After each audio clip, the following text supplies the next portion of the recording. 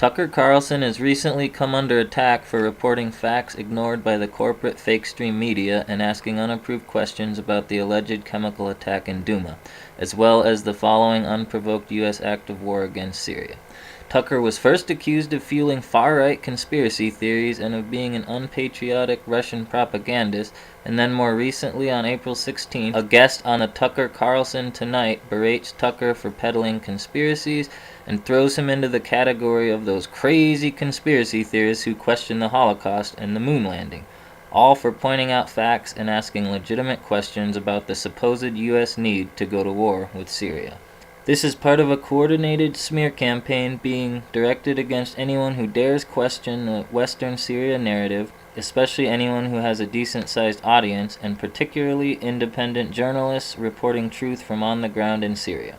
These smear campaigns have specifically targeted Canadian journalist Eva Bartlett, who reported extensively from on the ground in Syria last year, and Vanessa Beeley, who is currently in Syria right now, among others. A Snopes hit piece on April 12th falsely states that both Vanessa Beeley and Eva Bartlett have been given 5-star treatment by the Syrian government, and it goes on to say this. The other important thing about Beeley and Bartlett is their entire existence is based on this false notion that no other journalist has reported from on the ground. Their target is a low information audience. However, this too is entirely false, as award-winning British journalist Robert Fisk also recently reported from on the ground in Douma in an article published in UK's The Independent. His interviews with Syrian residents in Douma only further solidifies the Russian claims of a staged chemical attack hoax. Fisk is also very strongly anti-Assad, so this reporting is not coming from a so-called biased right-wing pro-Assad conspiracy journalist or a Russian propagandist. It's coming from a British journalist who entered Douma fully believing the official Western narrative. And as Eva Bartlett accurately pointed out last year in regards to U.S. corporate media sources on the ground in Syria. So, your sources on the ground, you don't have them. This is what Robert Fisk wrote, which a doctor at the only hospital in Douma told him regarding the alleged attack. I was with my family in the basement of my home, 300 meters from here, on the night, but all the doctors know what happened. There was a lot of shelling by government forces, and aircraft were always over Douma at night. But on this night, there was wind and huge dust clouds began to come into the basement and cellars where people lived.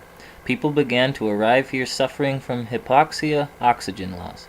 Then someone at the door, a white helmet, shouted, "Gas!" and a panic began. People started throwing water over each other. Yes, the video was filmed here. It is genuine, but what you see are people suffering from hypoxia, not gas poisoning. These claims are not crazy conspiracy theories, as this is the same story being told by Russia and confirmed by every Syrian in Douma who has been interviewed so far, and that number just keeps growing. I know there's a lot of concern from people that the residents being interviewed are plants. They're Russian operatives, or they're staged interviews or things like that. And so we just randomly went up to different people. No one came up to us, and interviewed probably about 30 or 40 people throughout the town. And consistently, not one person in the entire town that we talked to said that they had seen or heard anything about a chemical attack. They said that they'd lived there for 15 years, 7 to 15 years, some of them, and so they're longtime residents of the area, and many of them were very close to the site that was allegedly attacked on the day that it was allegedly attacked. One man said that he was within 50 meters at the time they say it was attacked, and he heard and saw nothing out of the ordinary. When I asked them what they thought the chemical attack was, they told me, all of them told me, that it was staged by the rebels who were occupying the town at that time. They said that it was a fabrication, that it was a hoax, and when I asked them why, they told me that it was because the rebels were desperate and they needed a ploy to help get the Syrian army off their back so that they can escape.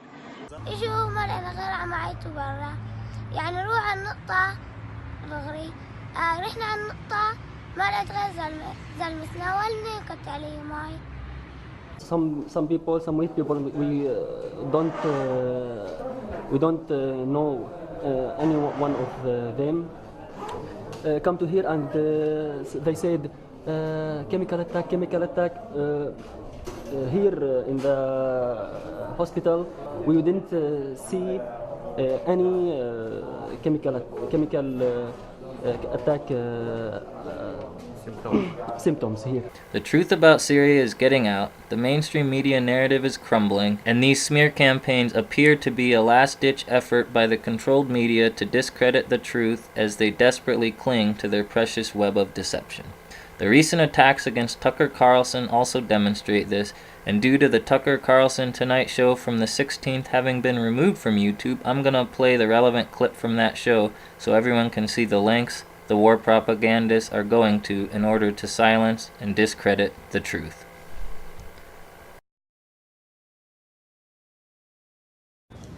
America waded even deeper into Syria's civil war on Friday. We launched missiles at 3 targets following an alleged chemical attack by the government of Syria, the regime of Bashar al-Assad. Syria can't do anything about it, but the same cannot be said for some of the sponsors of that country. Russia and Iran both support the Assad regime, and they are more dangerous than Syria. Is America risking a major military confrontation that we're not prepared for? James Kirchick is a visiting fellow at the Brookings Institution. He joins us tonight. Jamie, thanks for coming on. Thank you for having me. So let me just ask you an overview question first that I've been thinking about all day, which is, I just want to question like the basic assumption. We think that the real story and the focus of American power ought to be in the Middle East, but there's all this stuff going on in our hemisphere. The drug war in Mexico, the collapse of Venezuela, the total disarray of El Salvador, a third of whose population now lives here, spreading Chinese influence in the Caribbean and Latin America. Why are we spending any time at all focused on the Middle East when we could focus on those things? Well, being a superpower means you have to be able to balance multiple responsibilities. But I think the most important reason why what we did last weekend is that chemical weapons were used. And there is a consensus, there's international law among civilized people and nations that chemical weapons should not be used in warfare. Right, I agree. And they were used like they were used last year. And President Trump drew that line in the sand that you'll remember Barack Obama drew but didn't actually enforce. President Trump actually enforced it. And it was a surgical strike. We just struck at 3 facilities that were used in the production and the dissemination of chemical weapons, and we hit those. And if Assad tries to use them again, hopefully I think we should hit them again. But I mean, my job is as a journalist to be loosely speaking, but I want to be skeptical. I feel like that's what I'm paid to do. And so I asked skeptical questions last week, like, how do we know this? Because I haven't seen anybody provide proof, and I've seen a lot of lying about it. We know this when we really don't. And I've been denounced repeatedly as a tool, today by the Washington Post, as a tool of the Putin regime.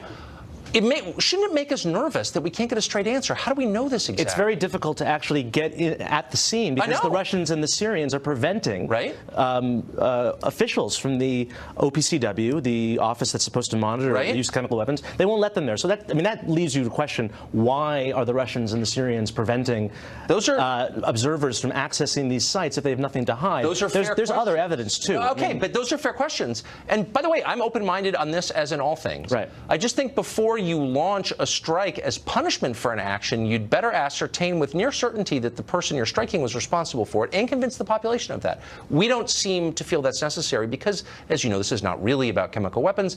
It's about making certain that Russia, and particularly Iran, don't gain a permanent foothold there, right? Well, this attack was about chemical weapons. President Trump has made it pretty clear he doesn't want to spend much time or effort in Syria. Really? Because Nikki Haley announced just today that our purpose there is to, quote, monitor Iran, leaving no timetable. There's no congressional authorization for that. And you and I both know, and maybe that's a good thing to do. I mean, I don't know.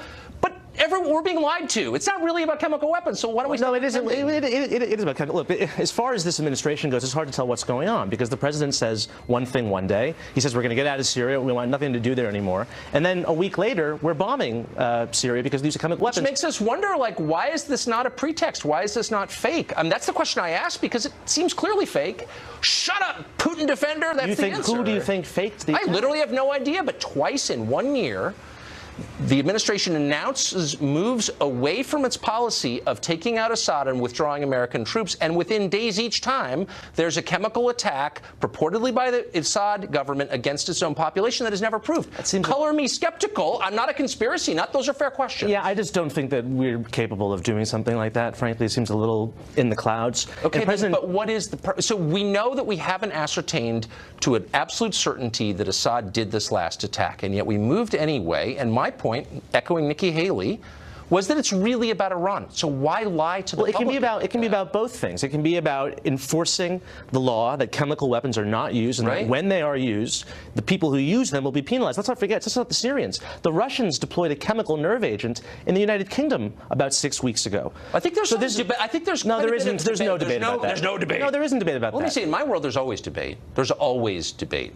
Nothing is. Is there debate about the Holocaust? Is there a debate about the moon landing? Please don't. Come on, let's. The moon landing. This just happened, and I think it's fair to ask skeptical questions. And those people who don't are either stupid, or they are willfully ignorant of the fact that life is complicated. You should be skeptical, absolutely be skeptical, but there's a difference between being skeptical and entertaining conspiracy theories. I think it's quite clear that the Russians used a chemical nerve agent in the United Kingdom. Then why aren't we attacking Russia? Well, because they have nuclear weapons and could use them, so I don't think we're going to be... Good, well, on that, we're not which makes us wonder, like, why is this not a pretext? Why is this not fake? That's the question I ask, because it seems clearly fake.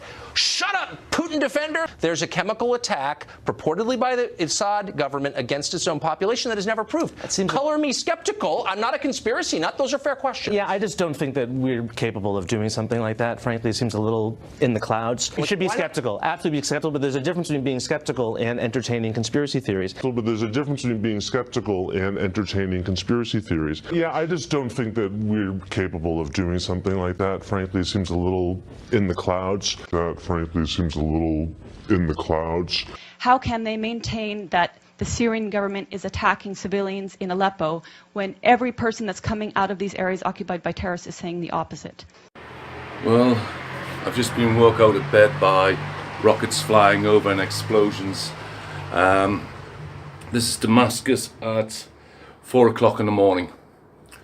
I believe the United States of America has just attacked Syria.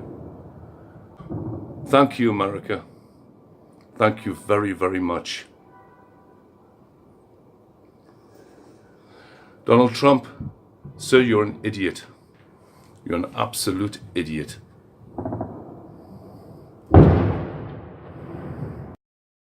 The truth is rising. The truth will prevail.